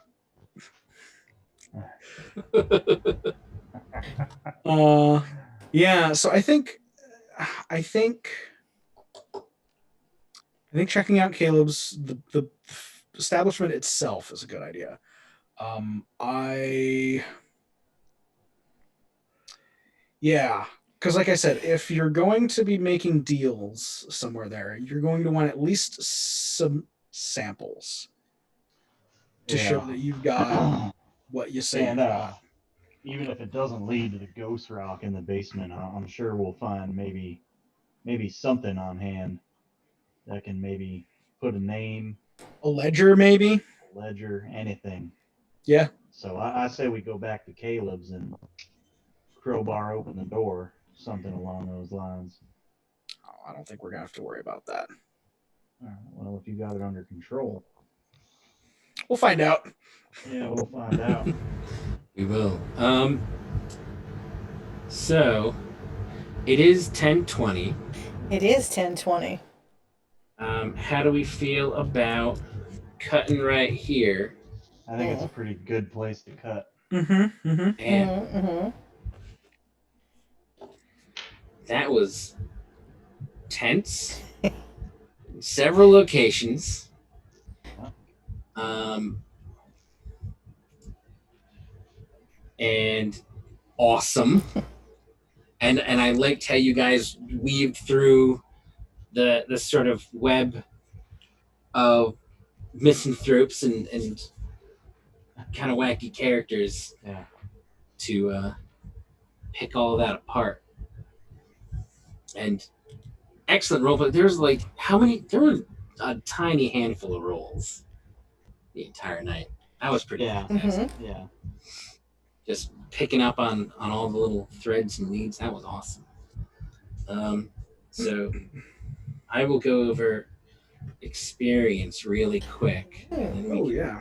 close it out. So technically, Savage Worlds has abandoned their old XP model. Like all newer editions are doing, following D&D 5e's sort of, here's some examples, do whatever you want. And so it says here for uh, their suggestion for short campaigns of 10 sessions or fewer, we recommend characters get an advance at the end of each session. What? Yep. So no more counting up experience. So What does an advance entail? when you get an advance, you may um, gain a new edge, or increase a skill that is equal to or greater than its linked attribute by 1 die. Increase 2 skills that are lower than their linked attributes by 1 die each. Increase 1 attribute by 1 die, which may only be taken once per rank. You get so many advances per rank. Right. Permanently remove a minor hindrance or reduce a major to a minor, with GM's permission and narrative qualifiers.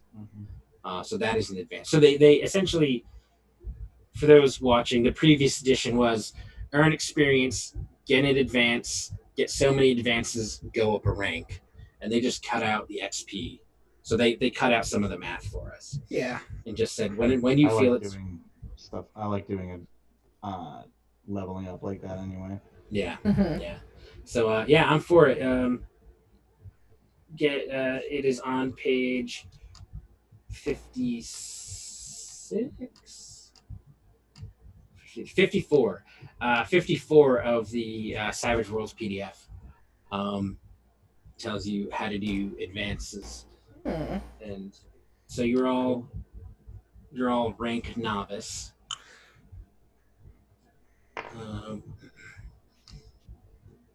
Yeah, if you decide to gain a new edge, make sure it makes sense with what we've done so far and what your character is all about. Otherwise, it's pretty straightforward. And then you can only increase your attribute by 1 attribute by 1 die type per rank. Mm-hmm. Yeah. Which I like. That's cool. So yeah, great job, guys. Fun. That was an amazing first session. Mm-hmm. Mm-hmm. We should. Did we figure out a set schedule? Are we just gonna bang this out every week until we? Well, I did. I do have something I mentioned. I have every other Tuesday. I have That's the one. an online game, so Okay. that was the only hindrance for me. So I'm cool doing every other. Yeah, I'm good so to go on the 18th if you guys want to do that. Yep.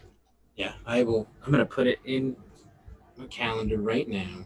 Yeah, totally. And I can start earlier that Tuesday too, Mhm. as early as Awesome. like 5 or 6. So Yeah, I could start by 6 on a Tuesday night. You know. six is probably a pretty good time. Mm-hmm. Yeah.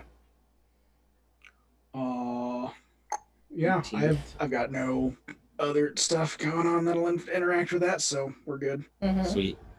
So the Save. So the advances are 2 skills that are under or equal to, or no, is it just under? 2 Under. skills that are under the linked. Yep, under the linked attribute. Or 1 skill that is equal to or greater than the linked attribute. Gotcha. Okay. Cool. Okay. Which I feel like is the bulk of advances that get spent these days. Yeah, that's probably fair. So it says 2 skills under Yeah. the attribute. Can it be the same skill twice if they're under both times? I don't see why not. Okay. I'm going to take actual academics at a D4 because I didn't have it. I don't know what I'm going to do yet. I want to look through the edges. Yes, Yeah, I need no, to look as I well. might raise my That's spirit to a D6. I think that might be worth it. Yeah, I that. might just boost up my athletics. Yeah. All right. And I'm going to take stealth to a D6 because I have a feeling we might need it. There's no issue with planning. All right. Cool. Well, I'm good. I don't think do I need to take any more notes or ask you guys any questions while I'm here right now? All right. I have at least one note on all the characters I introduced. I like each of our characters' personalities and Yes. you know. Yeah, everything's great. Yeah. You guys have made a very fun and weird group for the Weird West. That's for sure. That's for sure. I was toying with when we left poor Spencer's place. I was toying with screwing with him a little bit. I thought you might be, actually. I was wondering. So my thought was, listen, the reason I took elemental manipulations because I can do it's basically like prestidigitation or thaumaturgy in like D&D 5e. It's that I can do a bunch of weird nonsense stuff. Yeah. I was thinking of just as we left, using it to presumably he's got a candle on like a nightstand or something. Yep. Right? Just as we left, as like the door closes, just kind of do a little and just blow out the candle as I close the door. Oh, yeah. That would have been. Just to mess with him. I'm like, this poor dude, maybe not. Poor dude for sure. Oh, yeah, like I hope he's the big bad villain. And I enjoyed the moment of like pulling my chair up right to his face and sitting That like was directly good. across from him. Like I liked that moment. That was pretty awesome. if you didn't get the any sort of information, like if he was reluctant to talk to you, my backup would have been, okay, we're going into a little intimidation territory. I'm just gonna light up some fire and come real close. Oof. Oh man, I had Get a some little bit Bible of verses angel, for maybe fire. a little bit of the devil. I had a little bit of Bible verse for fire too, so I could have bounced that off. Just keep that in mind. If we ever try and like you don't get the information that we think we're gonna need out of somebody, like just tap me in. I like, Dan, how these two, right, are very showy, or at least they're very present in the scene. I like how Morgan sort of just blends in. yeah. And I like I really love. I'm sorry, everyone. Morgan might be my favorite right now. No, it's I know I'm okay. not supposed to do No, that. it's good. No, it's fine because It's really good. I imagine like when he does finally take center stage, like it's gonna be like that. Like I'm looking forward to it. Like when he steps into something like there's a bigger confrontation. Yep. Oh man. I really can't wait to hit something. Mm-hmm. Oh my! It's gonna, and then whatever hits you is gonna be like, oops. Right. Just I fucked up. Yep. It's that moment where you punch the Hulk and you go, Yeah. I'm sorry. Yeah. I'm sorry. I'm sorry. Oh, crap. Yeah, no, it's good. Awesome. All right. Well, you guys have a wonderful evening. You all as well. Thanks everybody who joined us live and who watches later on our YouTube channel because we have one. Yeah. And so you Thanks I can. don't know everyone what for the watching. URL is. Maybe we should share it. So our YouTube channel, I will post it in the chat, and I will post it online, because it's kind of a YouTube makes funny like URLs for stuff that's like a new channel now. You don't get like a nifty like nice name anymore. Oh, really? Yeah, you kind of get like a bunch of characters. You have to get to a certain level of like viewers before you can like make your own URL. Huh. So, That makes sense. but it's cool. So, but if you want to look for us on YouTube, it's NLCRPG. You can search and you will find us. Just Yep, look for the that's true. Diclops. Yeah, the Diclops. All right, everyone. Joe, Alrighty. are we good to go? Yep, I think we are. All right. All Bye. right, until Thanks. next time. Thanks, Joe. Thanks, everybody. Yep, thanks, guys. Bye. Bye.